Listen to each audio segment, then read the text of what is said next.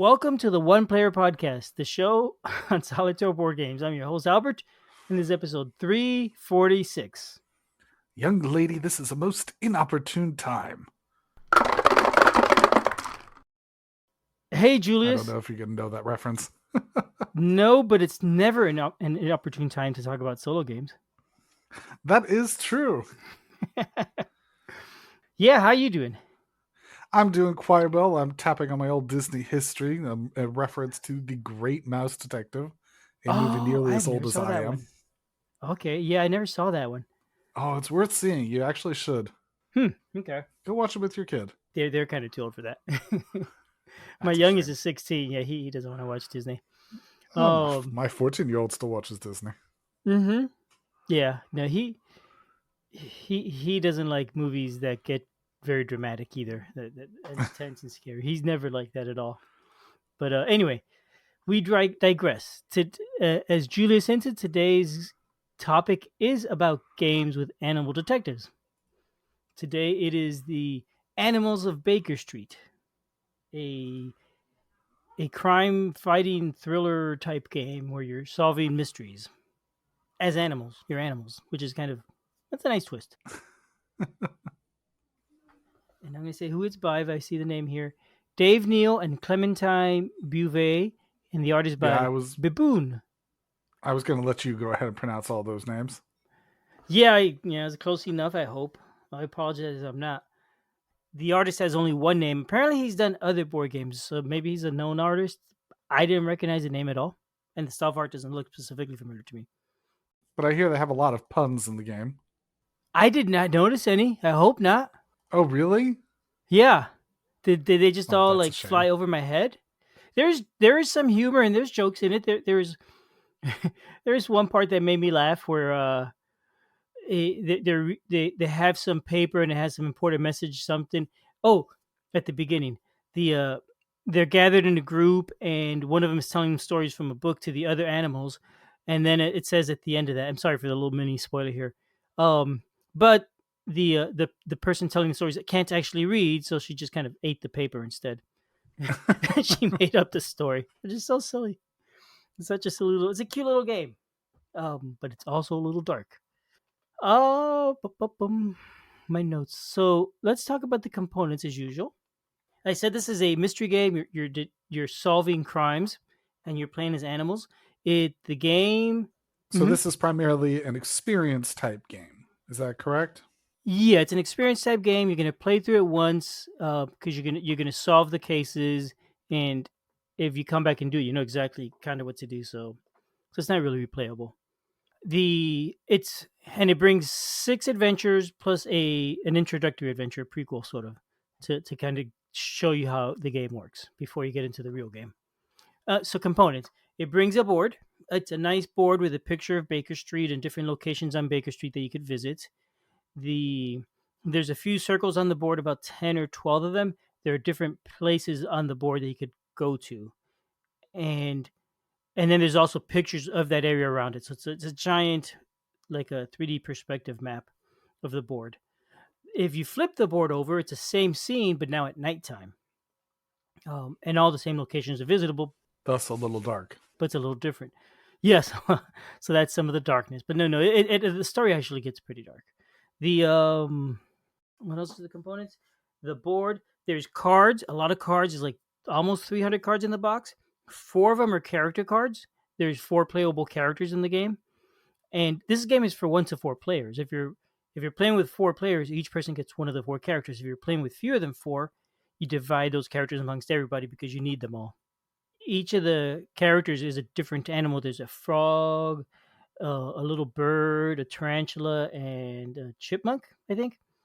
And they have a picture of the animal in the front and some information about them and like what they're really good at. The frog, for example, it tells you is really good at convincing others to do stuff and a good listener. And the spider is very strong and can make webs. And all that is actually information that's important because as you're playing, that is basically what the abilities they're good at. And as you're solving mysteries, you got to choose which character you're going to use for any specific interaction you're doing, and choosing the right character is important. and you base it off that text description. The back of the card has the same picture of the animal, but now there, instead of the text along the top, is the bottom half of a number of magnifying glasses. You can align these up with other cards where you see the top half along the bottom edge of those cards. The Besides the player cards, there's a clock card just to keep tokens on it. There's a rules reference card which you'll need once at most, and there's decks for every adventure. 6 adventures plus the prequel I mentioned. The decks have location cards. They have cards that are numbered.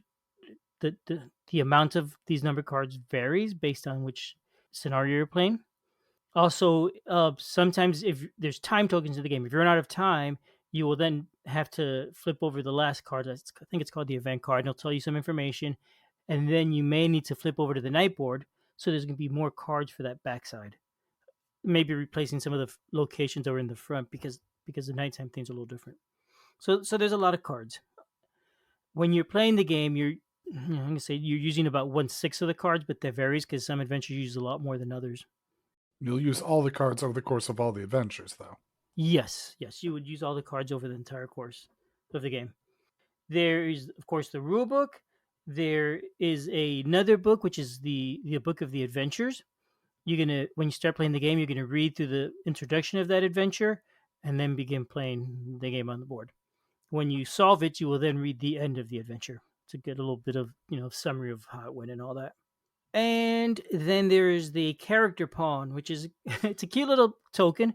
It's a wooden disc with four figures on it, one of each of the heroes. They all sit on the same pawn together because you always go to all the locations together as a group. You never split up at all.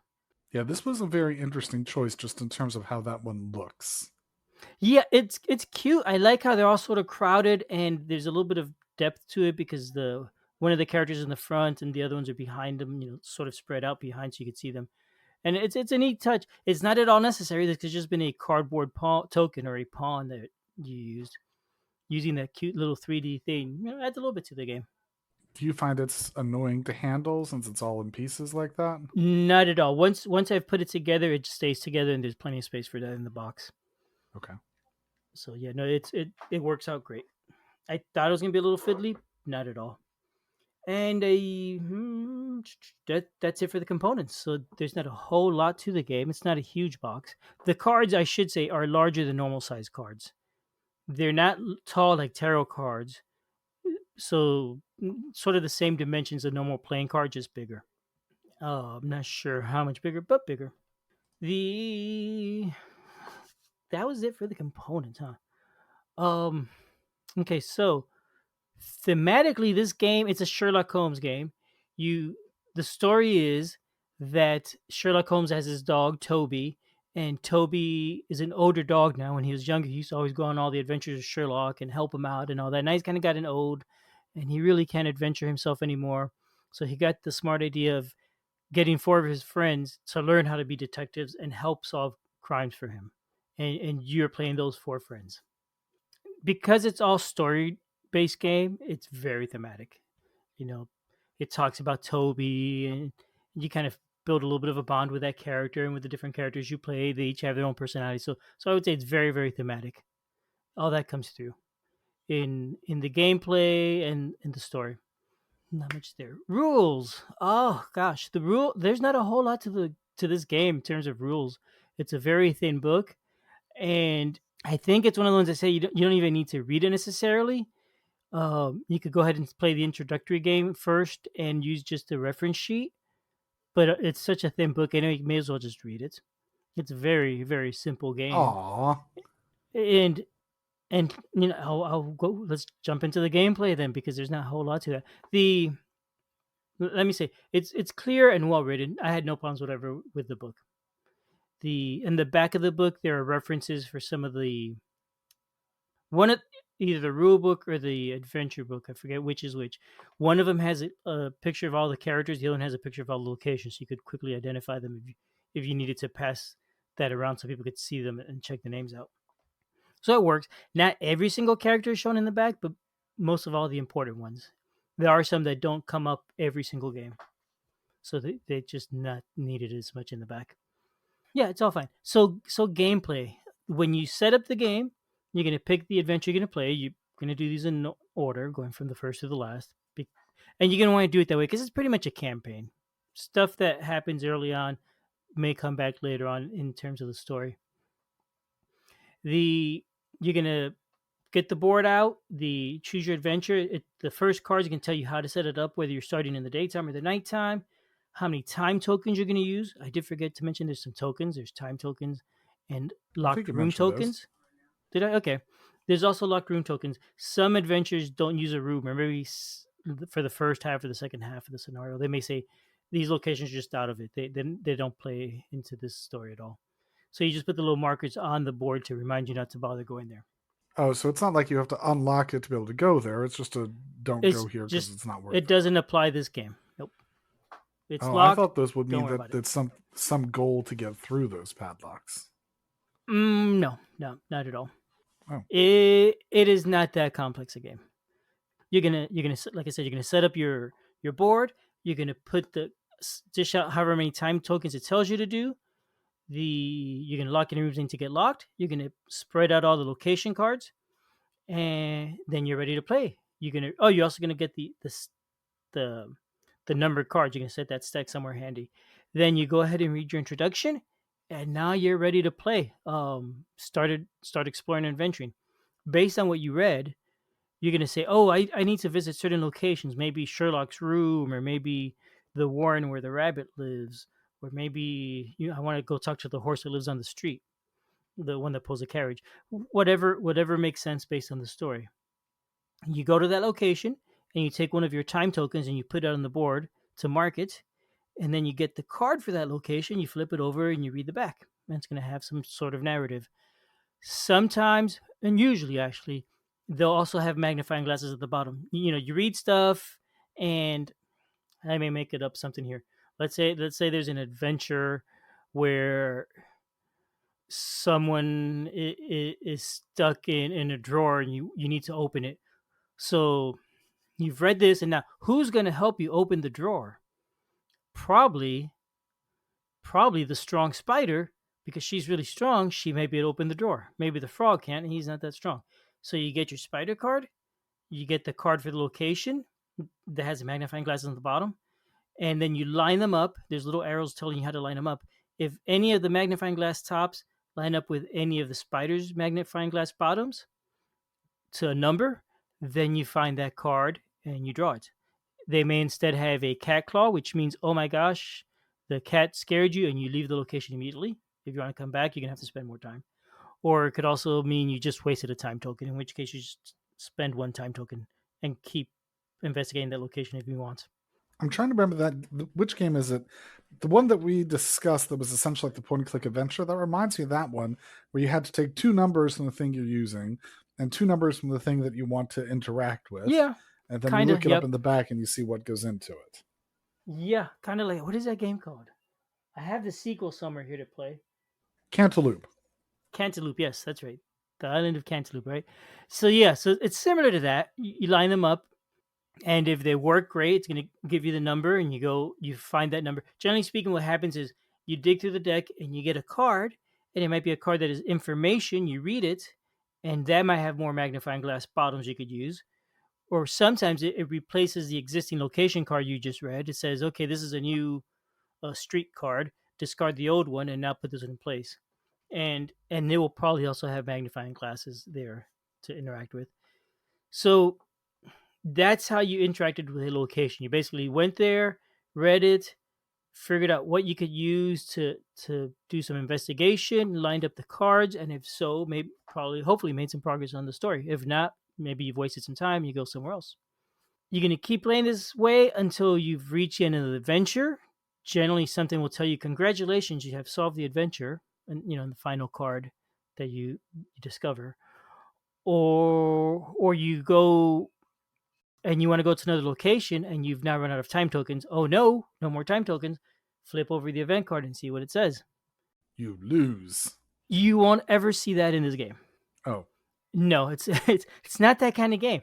there's no reason to There's have to no. push mess with everything in this game. So what can happen is Actually, I think there was one adventure where you could lose, but generally speaking, most of the adventures, um, you drew the event. One of them, something bad happened in the story, and it made me. When I read this, I was like, "Oh, that's sad. I kind of wish that hadn't happened. I wish I hadn't run out of time." And it says, now keep playing without time. Okay, so just keep playing. Ignore the time markers. Most of them, from what I saw at the end, say just keep playing without time. A couple times it said add time, add 5 time counters and try again, start over from a certain point. But never that I can think of was a you lose, other than a couple cases where possibly I didn't lose, but I had to then make a choice based on all the information I had figured out. I had to pick from one of 4 cards, and if I picked the right one, I won. I'm not sure what happened if I picked the wrong ones. I have a feeling it would tell me to try again based on the other ones that I played, honestly. I can't believe you didn't look. It never occurred to me. I was playing with my family that time. That was one of the first ones we played, actually. So, so I mean, it's a very friendly game, and you're not going to lose it. It's a great game for younger audiences. And I think the age range is 10 plus on this game, which is not that young, but it is intended. It feels like for audiences that are going to want to not lose and want to keep playing. It feels like it's meant for, I don't know, like 7-year-old kids that if they lose, they get upset. But there's a lot of reading in this, so it really wouldn't work for a 7-year-old. The the adventure. Okay, so that was the summary of the gameplay. How long have we been recording this? 20 minutes almost. So it's a quick game to talk about. Yeah, especially I want to hear what your thoughts on the story is too. The stories, well, so they were cute. They were fun because they're your animals and you're anthropomorphic and whatnot, and you're meeting other animals. But it got very dark, actually. It got surprisingly dark, I thought, which is why I think the age range is 10 plus. There's stuff in here that that I read and is like, oh, I didn't like that kind. That didn't make me feel good inside. So it was interesting though, and I'm glad Interesting. to have played through it. But yeah, it was dark. It was darker than expected. Absolutely. I don't want to do any spoilers, so I don't really want to tell listeners what things I found dark specifically. But I will say that there were occasions of animals dying, for example, and animals being hurt. So there we go. The puzzles, I generally did not find them too hard. Sometimes I did find that I'd get stuck. Maybe I had missed an information or I forgot a clue that I had seen earlier. And and so when I went to a certain location to investigate, I messed up because I forgot to use maybe a piece of information I'd found. Or or when I tried to use my different characters, I forgot to use one or I used it and didn't line it up correctly. The way the cards line up is you put the top of the one card to the bottom of the other card, and on the right edge they have a very, very thin arrow, and you just need that to line up. And if that when those two line up, and you look at the picture of the magnifying glasses, they're they're narrow. I'm gonna say the like 3 millimeter wide, 2 millimeter wide magnifying glass, right? But the way it's set up, there's space such that there could be magnifying glass all the way across completely. I don't know if I make that clear. So sometimes you look at it and you're not 100% sure if it lined up or not. You kind of got to look at it a little extra carefully just to make sure. And because it was off by one. So because of that, if you're doing it like I was holding them up sometimes to line them up, holding them up, there's a good chance you might mess up and miss the fact that it actually was correct. So it's a little bit fiddly. It's not bad. I like going around the board and investigating. I love that it's free form and it's like, where should I go next? I got a few pieces of information. I could go visit the rabbits. I could go up to the tree where the squirrel lives. I could go talk to the horse or the rats, and all these seems like really good ideas right now. I want to do them all. I don't actually have enough time to do all of them. So the choices got kind of interesting that way. And and sometimes I felt like, man, I really want to go do all this stuff, and I can't because I'm running out of time. I mentioned time doesn't matter because you're gonna be told if you run out of time, just keep playing without it. But that's not exactly true. I did mention if you run out of time, sometimes the card says flip the board over and reset it up with the other side and keep going. So I may want to investigate 5 or 6 things, and if I run out of time, I will now flip the board over, switch out some of the cards that have been played, the location cards and stuff, and now the story progresses sort of from the next scene. So things can change a little bit, but getting to the end of the game, you're not gonna ever run out of time and be told you lost. Start over and try again. I don't think that's ever gonna happen. Which again turns it very much into an experience game, and it's going to be rated not on the difficulty of it, but on the enjoyment you get from the experience. Mm-hmm. I enjoyed the story. It was a nice story. It was cute. It was fun playing through that. And to, wow, just bit my lip, my my cheek. Some of the sometimes they add different types of puzzles that were unexpected. There's a couple times where there's fight scenes and you have to do things in the correct order.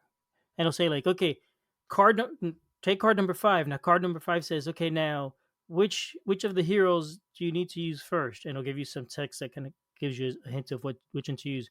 And if you get it correctly, it says now take card number 6 because you got 5 right. And 6 says, okay, now what do you do next? Now, based on what you did, which hero should be the next one? And it's a sequence of maybe 4 or 5 steps that you want to do in the correct order. And if you mess up, it may have you go back to the beginning and try it again through the 4 or 5 until you get the whole sequence correct.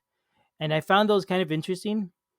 The last game I played, it was actually kind of exciting. I noticed that my adrenaline was up a little bit from playing through that last fight scene, which was surprising because the way it's sort of a slow going from card to card kind of thing.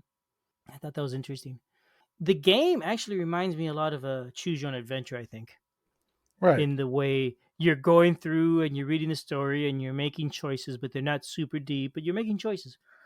However, unlike a choose your own adventure, here you have a lot more choice of where to go and more agency and what order you do things. And you know you're not gonna get to go to every single location. So you got to choose wisely. So you could I see feel that. like that's true of many choose your own adventures too. I guess maybe at one point in time we'll have to start reviewing our choose your own adventures. Oh gosh, yeah, I haven't played those in years. They've reprinted them though. You know What? that? Really? Yeah, yeah. My game store has like 8 or 10 of them now. They're all brand new that just come out recently. They Yeah, they were at a Gamma this year. My friend brought me back a Choose Your Own Adventure sticker for my car. Looks great. Nice red logo with a Choose Your Own Adventure text on it. Anyway, this feels like that sort of in that you're reading and then making a choice and then reading more. However, you have a lot more liberty of where you're going to go. And that you generally have in Choose Your Own Adventures, you generally have what, 2, maybe 3 choices, sometimes as much as 5. Here, you could choose from the whole board which location you go and in which order. Which is it's different. It's nice. Yeah, I mean that's the game. I Would I buy this to play solo? I don't think I would. I don't think it was really for me. It was, I think, other than it was kind of dark, I think it's a cozy game. I've always struggled with the term cozy. I'm not sure what a cozy game really is. But having played this, I think this felt cozy in that, and maybe it's because when I'm playing, I'm generally trying to play to win. This is a game that you're going to play for the story. It's not really going to matter whether you win or lose. You're not really going to worry how you do. You're just going to play to, to enjoy the story and play with the little thing and move things around the board. So yeah, so that's the kind of game it is. It's not going to be replayable because once you've done the story, you kind of would know what to do. Well, if you're trying to win, if you enjoy the story and you want to read it again or play the story again, I guess you absolutely could. But you're going to know where to go and what to do pretty well. What else can I say I about this will. game? I will say I don't think that this sounds like a cozy game, but I think that's perhaps because I have an actual definition for cozy game, and maybe Oh, we okay, just need please. to subject you to a deep dive into cozy games for maybe pick that Mm, as one of the popular topics that we mechanics. review for popular mechanics. Okay, But I will. it I will fail on it that one. I'm gonna. This is the game I'll bring to it 3 times. I think there's something more to be discussed on cozy, but just moving on past that idea, it's an escape room. It's an experiential game. There's a number of different choose your Yeah. own adventure type games. I've even reviewed a couple of them. There is the straight choose your own adventure games. Mm-hmm. This feels like that one. The goal of this is to enjoy the story. So, even similar to, the Stuffies game, Stuff which fables. Stuff Fables or something similar to that. Mm-hmm. Although Stuff Fables, it has a little bit of a game. Again, with that, you can't, yeah, practically you can't lose. It's not designed to be a challenge to win. It's designed to be a challenge to play, to enjoy going through it. So this one, the challenge is to figure it out, to be able to understand how to get through it, to intuit it. But you're going to get it eventually, if only by trial and error and brute forcing a solution. You'll figure it out. The experience has to be, did you enjoy the experience of going through it? Did you want to do that? Not, did the experience challenge you? And what it sounds like you're saying is that you didn't particularly enjoy the experience of it. I thought it was okay. It wasn't my favorite story. I mean, from the get go, the you know the I want to call it the narrator, but it's not really the narrator, but the main character that's driving everything, Toby the dog. He's an older dog that is now too old to go adventure himself. So already I kind of feel bad for the dog, and it just felt sad. And I that bothered me. So Albert's old and he sympathizes with the old character. I'm sentimental. Oh, poor sad old dog. He can't adventure anymore. So that kind of bothered me about it. Um, all the animals are cute. Like I said, there's some funny moments in the game. Uh, it was fun. I did not ever dread going back to play it. I played through the whole game to see Yeah, what but I you weren't thought of the entire excited thing. to play it. It I wasn't was like a not good excited. novel where you want to read the next chapter. No, I don't. I didn't want to read the next chapter.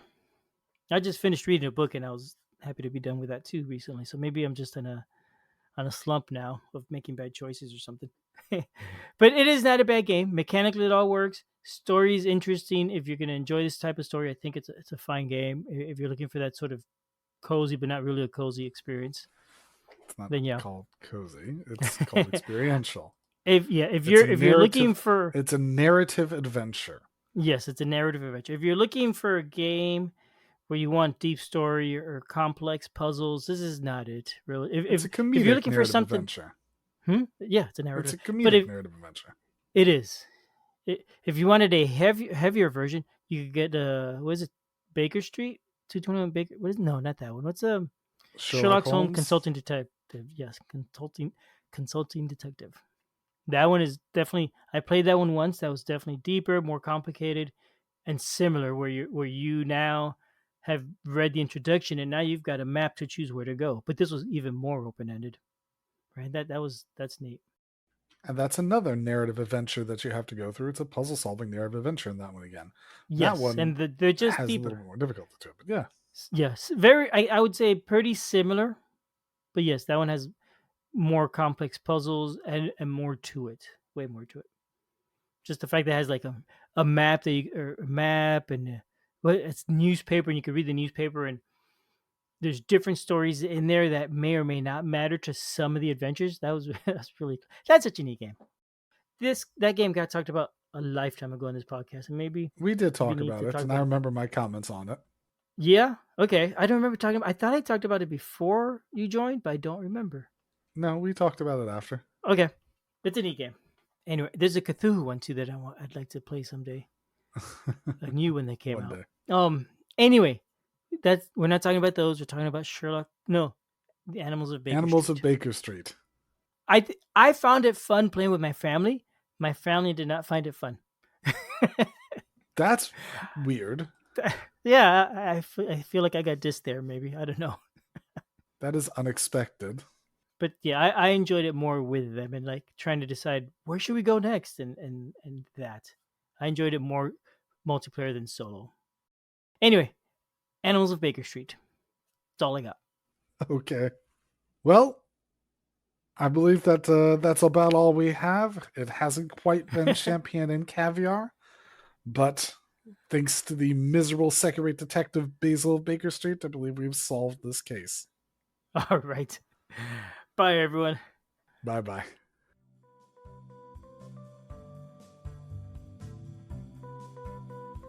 Thanks for listening. We love feedback, so we love hearing from you. You can reach me at julius@oneplayerpodcast.com or JLBird on BGG, and Albert can be reached at albert@oneplayerpodcast.com or Fractalune on BGG. Our website is oneplayerpodcast.com with the number 1, and we're also on Twitter at oneplayerpodcast. The intro music is copyright Angus, can be found at jamendo.com. The transition music is copyright by Dan Elduce Pancaldi, whose page is at donpancaldi.com. The One Player Podcast is protected under a Creative Commons share-alike license. Thanks for listening.